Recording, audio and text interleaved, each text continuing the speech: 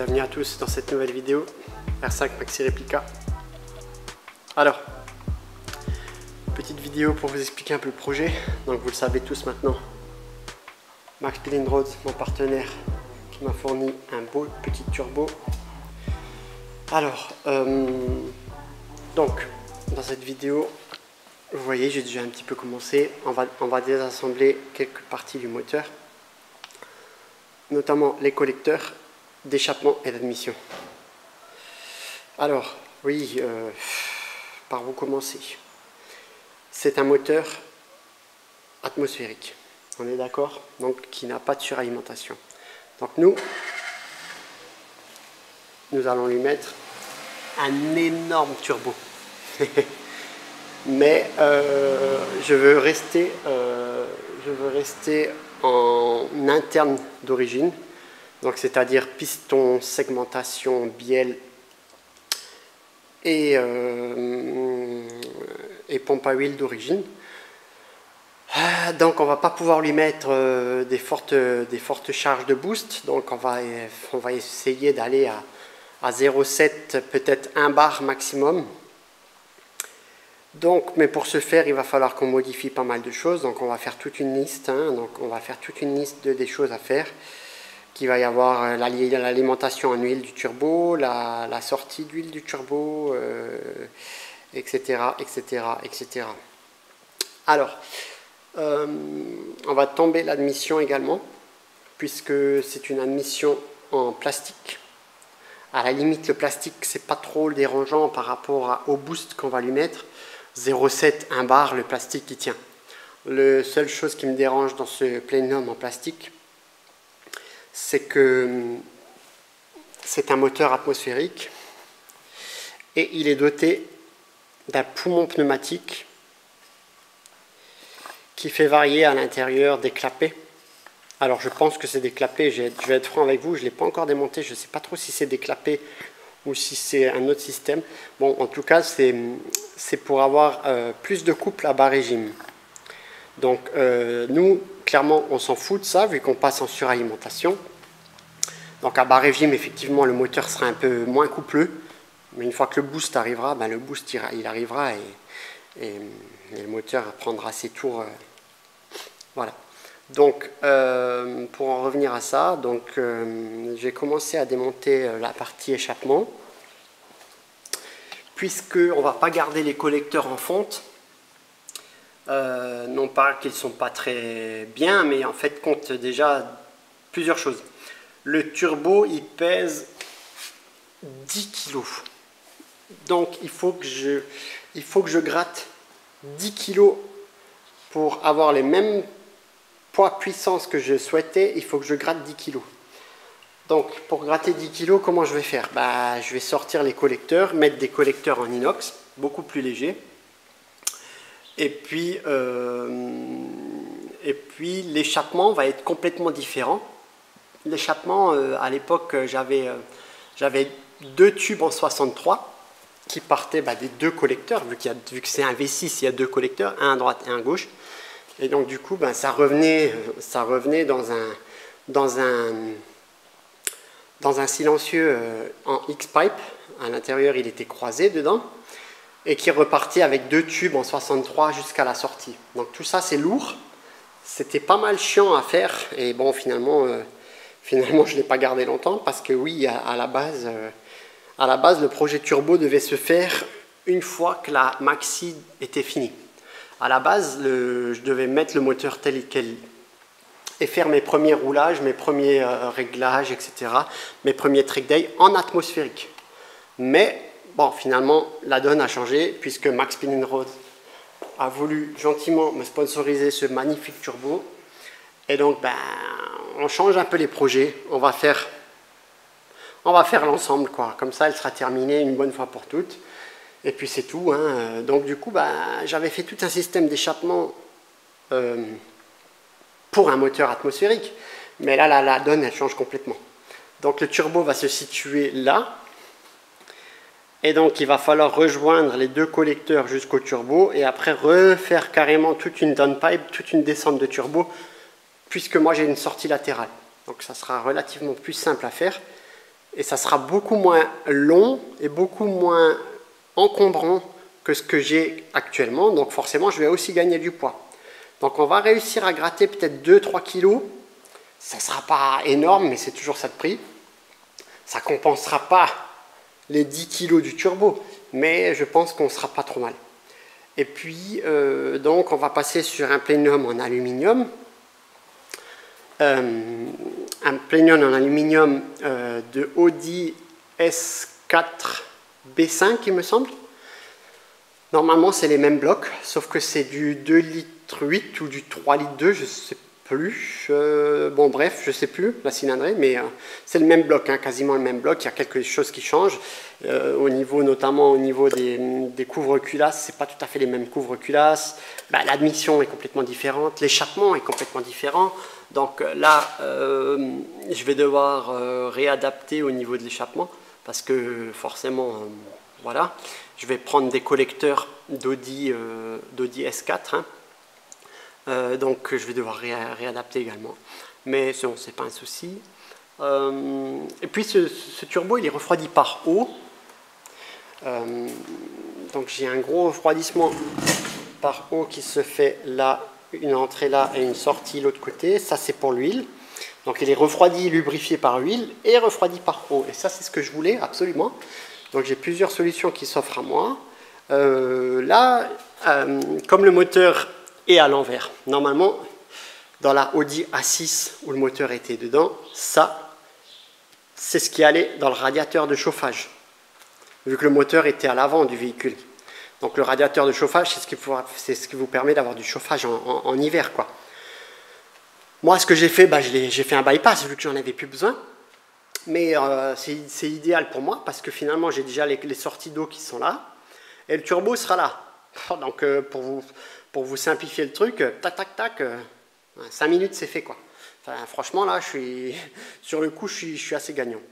Bon, par contre, au niveau du collecteur d'admission, c'est complètement différent. Là, actuellement, j'ai le papillon qui est ici, mais sur les Audi S4, le papillon est devant. Puisqu'après, ça va au niveau des échangeurs d'air. Et donc, bah ça, pour le coup, ça fout le bordel. Donc moi, je vais devoir réadapter mon plénium en aluminium. C'est pour ça qu'il est en aluminium, d'ailleurs. Comme ça, je vais pouvoir mettre plus de boost. Et puis, je vais pouvoir souder l'aluminium, hein, parce que le plastique, c'est bien beau, mais on ne peut pas faire grand-chose.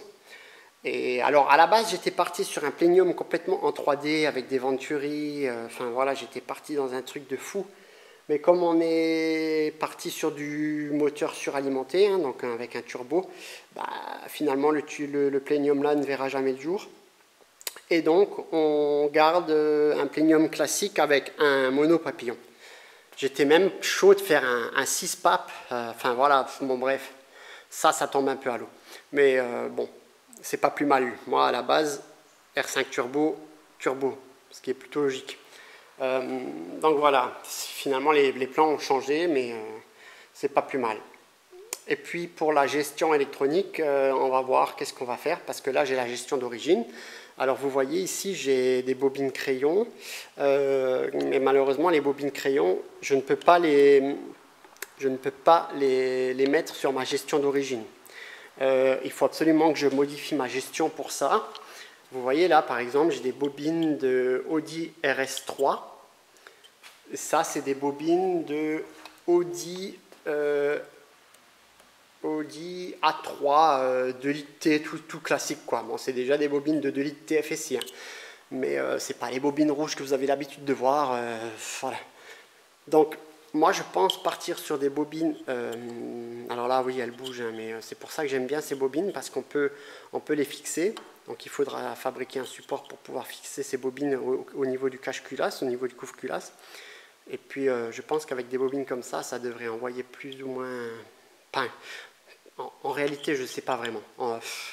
Est-ce que je me mets une balle dans le pied en voulant utiliser ces bobines, ou est-ce que je garde ou est-ce que je laisse des bobines classiques que tout le monde met? Bon, après on verra au niveau de la gestion. J'hésite beaucoup entre les Q-Master et la Max-EQ. Je ne sais pas trop. Alors moi, le problème, c'est que j'ai des déphaseurs d'Abracam, comme sur les Honda, hein, VTEC. Donc j'ai un déphaseur d'Abracam sur la culasse à droite, un déphaseur d'Abracam sur la culasse à gauche. Et j'ai 2 capteurs de cliquetis. Forcément, sur chaque culasse, c'est un capteur de cliquetis. Donc si je pars sur une max EQ, il faut que je pars sur une max EQ, je sais plus, c'est le modèle juste avant la max EQ Pro. Et la max EQ Pro, même le modèle avant, le modèle Sport, je crois qu'elle s'appelle, c'est un billet de 1200 balles, quoi. Donc je vais être franc avec vous. Et la max EQ Pro, c'est encore pire, hein. La max EQ Pro, je crois, c'est dans les 1008, quasiment 2000 euros. Donc je vais être franc avec vous, là pour l'instant le budget de la gestion je ne l'ai absolument pas. Donc je pense qu'on va garder la gestion d'origine dans un premier temps, quitte à remettre mes bobines, avec les fils, hein, on verra ça dans un premier temps. Le gros problème qui va se passer, c'est que la gestion d'origine, c'est que le moteur c'est un atmosphérique et en gestion suralimentée, il ne va plus rien comprendre.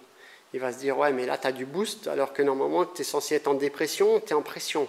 Surtout que j'ai pas de capteur de... Alors, j'ai un capteur de...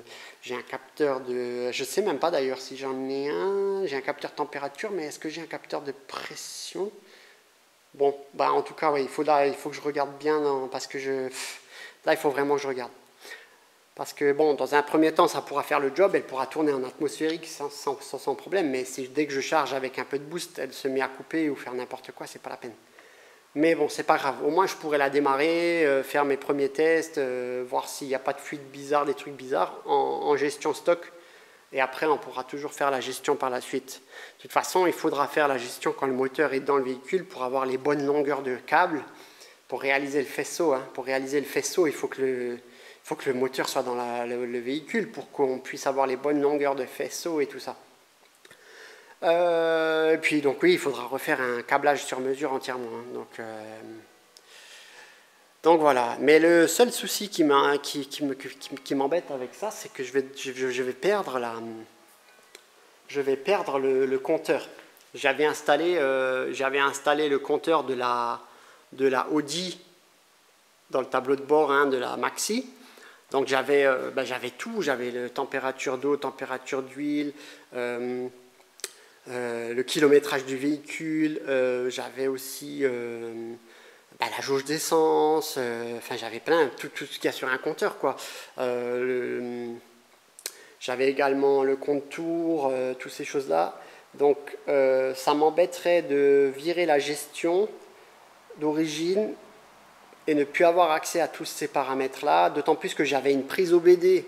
Donc pour dialoguer avec le calculateur, c'est facile, hein, il suffisait de se brancher sur l'OBD avec un diag et on avait accès à tous les paramètres, température, pression, etc. Avec la Max EQ, ça ne se passera pas vraiment comme ça, donc on n'a plus d'OBD, hein. L'OBD, c'est la prise OBD, je ne sais pas si vous voyez ce que c'est, mais c'est la prise un peu noire ou violette, où on vient se brancher avec une valise diagnostique classique. Là, pour la Max EQ ou toute autre gestion d'ailleurs, ça ne se présente plus comme ça. C'est une clé, c'est un câble USB, hein, ou alors certaines gestions, on peut se connecter en Bluetooth. C'est le cas d'ailleurs de la Max EQ. On peut la connecter en Bluetooth, mettre une tablette tactile pour avoir tous les... Donc, mais on n'a pas le kilométrage du véhicule, tout ça. Donc je ne sais pas si on peut le plugger dessus ou quoi, j'en sais rien, il faut que je me renseigne. Donc on n'en est pas encore là. La route est encore longue. On aura vraiment le temps de regarder tout ça par la suite.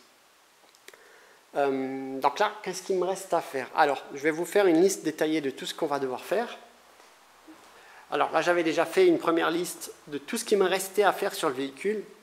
Donc, ma révision de la crémaillère, usinage des pièces, le fond plat, il me restait pas mal de choses à faire, les pare-boues, avant, arrière, fixation, refroidissement au niveau du plancher, la boîte à air en fibre, finalement, ça, on va le mettre en stand-by parce qu'on va devoir quand même de toute façon la refaire, tôle de fixation des bas de caisse, diffuseur du radiateur, câblage des longues portées, la gaine thermique, la gaine thermique à l'échappement pareil, hein, on va devoir également la refaire, refibrer les ailes, mastiquer le véhicule parce qu'il y a pas mal d'endroits où c'est complètement n'importe quoi.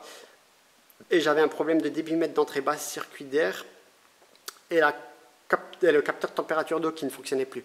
Donc ça, à la limite, c'est un détail. Donc ce qu'on va faire, on va raser le tableau et on va refaire la liste de ce qu'il va falloir faire.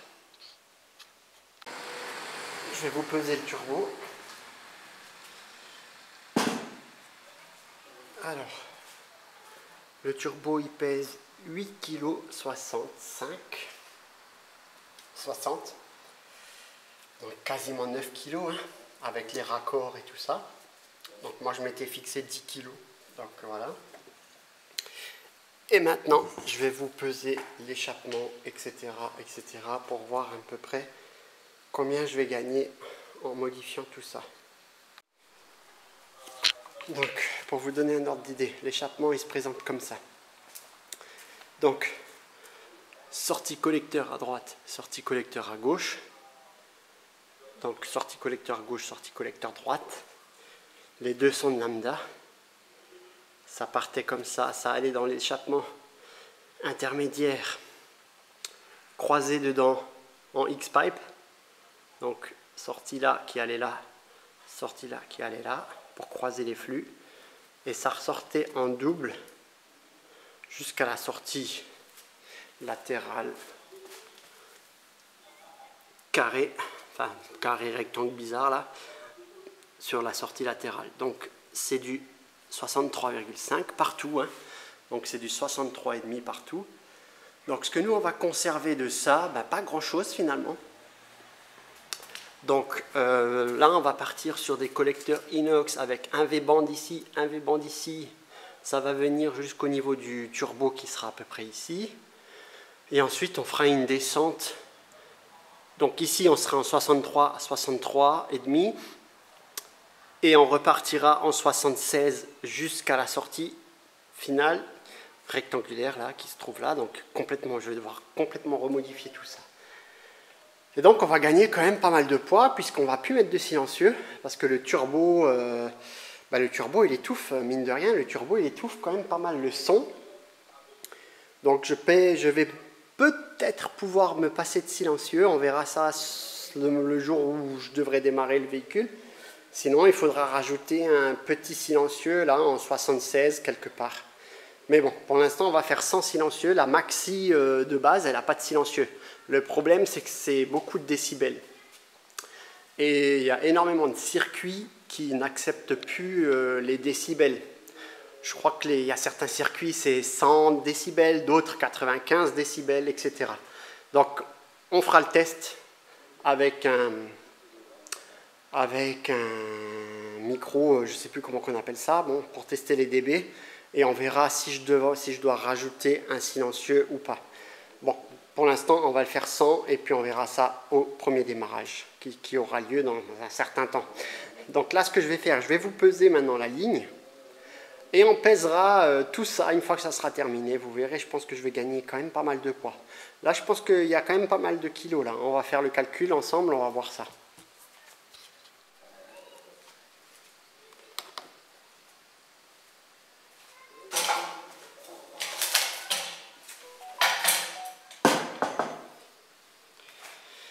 Donc, 3 kilos.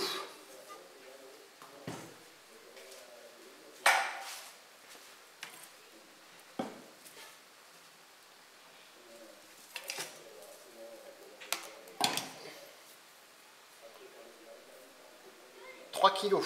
Donc ça fait déjà 6 kilos.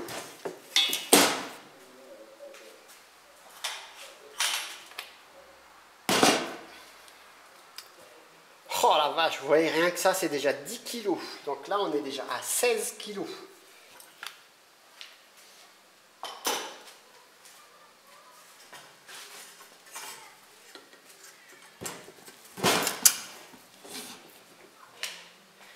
Et 8 kilos. Donc ça nous fait 16 plus 8.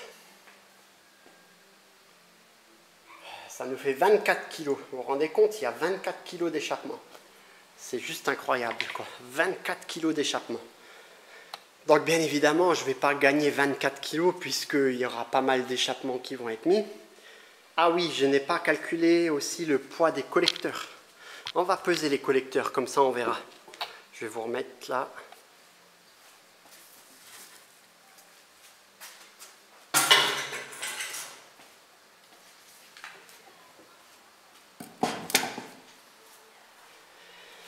Alors, un collecteur, ça nous donne 4,50 kg. Donc on multiplie par 2, ça nous fait 9 kg, puisqu'il y a 2 collecteurs. Donc vous vous rendez compte, 24 kg plus 9 kg, waouh, ça nous fait 33 kg. 33 kg.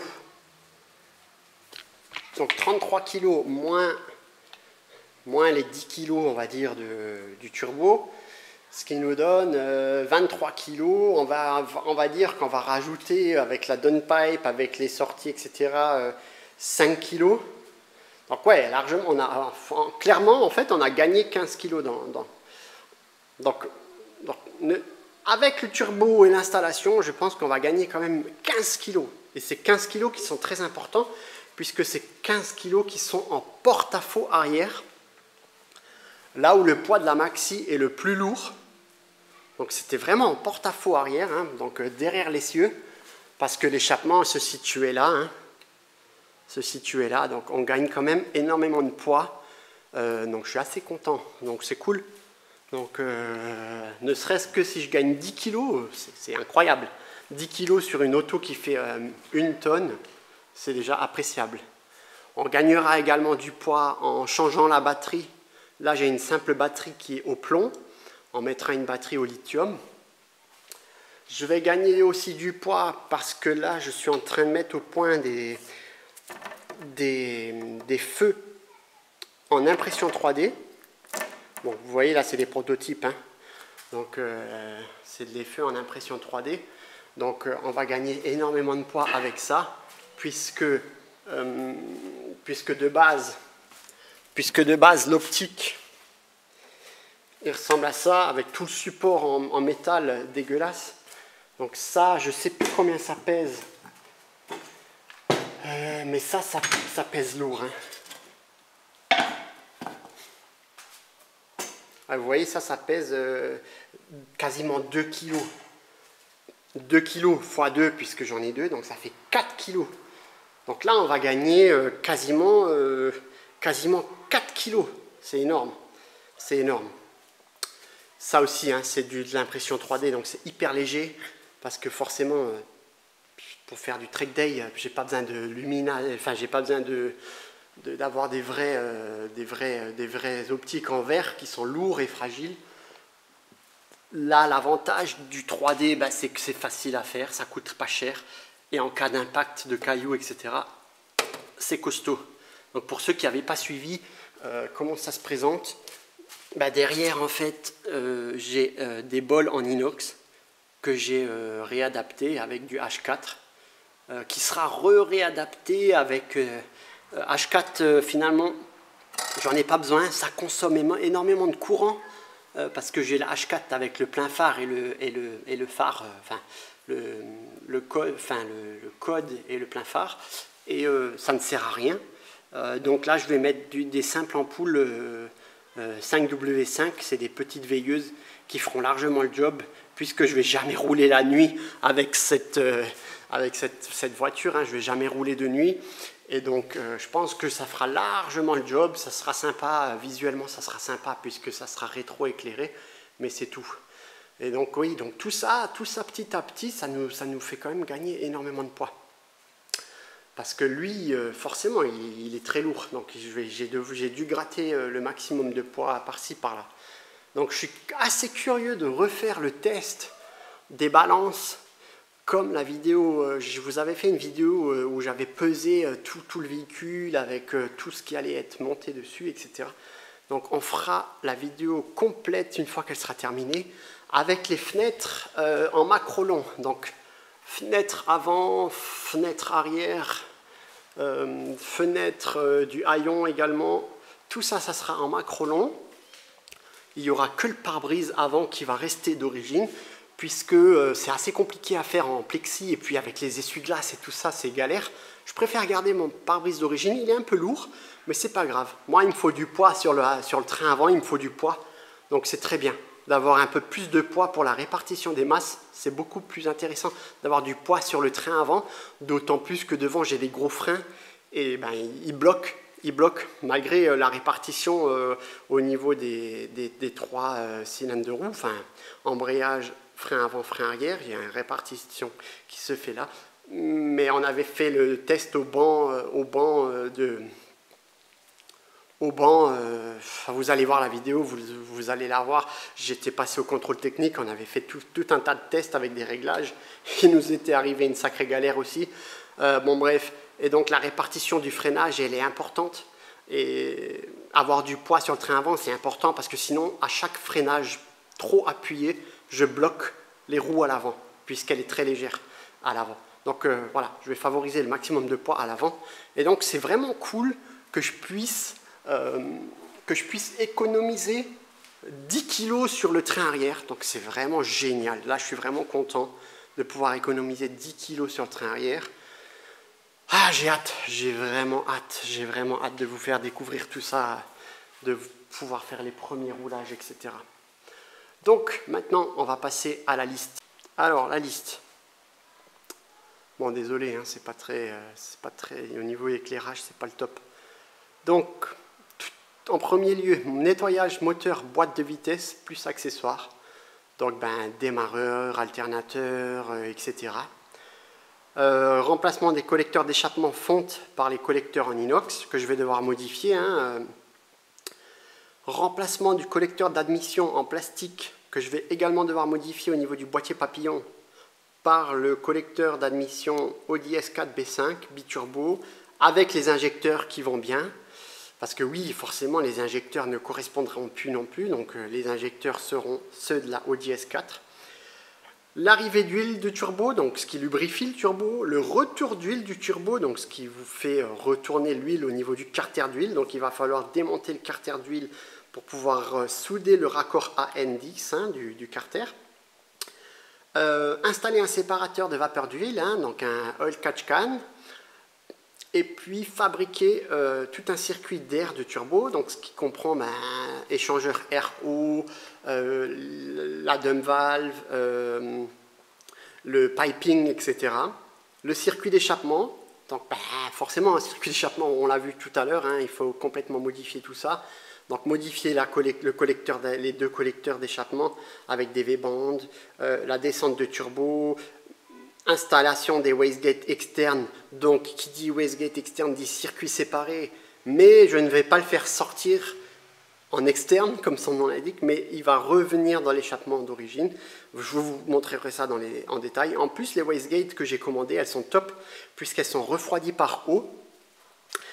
L'échangeur d'air sera également refroidi par eau, ainsi que le turbo. Donc il y aura certainement un système de refroidissement dédié pour ça, avec une pompe à eau dédiée, un vase d'expansion dédié.